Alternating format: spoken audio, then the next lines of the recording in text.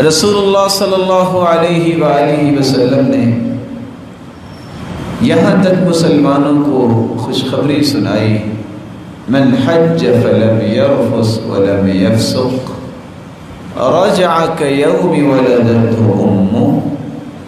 جو انسان حج کرتا ہے اور فسق و فجور گناہ نہیں کرتا، حج کے دوران صحیح مناسک ادا کرتا ہے، جب وہ حج سے واپس پلٹتا ہے تو ایک نئی زندگی لے کے آتا ہے، اس کا حال اسی طرح ہو جاتا ہے جس طرح اس کی ماں نے اسے آج ہی جنا،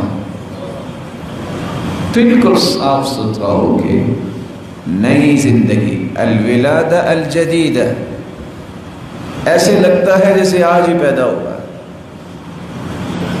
بلکہ رسول اللہ صلی اللہ علیہ وسلم نے مسلمانوں کو یہ بات بھی سمجھائی، العمرۃ الی العمرہ کفارۃ لما بینہما والحج المبرور لیس له جزاء الا الجنہ۔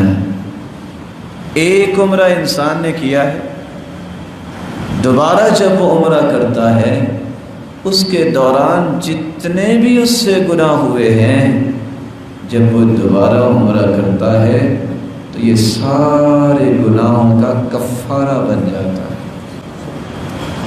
والحج المبرور لیس له جزاء الا الجنہ، اور جو حج کرتا ہے اس کا تو اللہ نے ایک ہی بدلہ رکھا ہے کہ اس کو جنتی مہمان بنانا ہے۔ دنیا میں رہتے ہوئے جب کوئی حج کرنے جاتا ہے تو وہاں یہ لفظ ہیں وفد اللہ، یہ اللہ کا مہمان ہے بیت اللہ میں۔ جب یہ حج کر کے فارغ ہو جاتا ہے تو یہ جنت کا مہمان بن جاتا ہے۔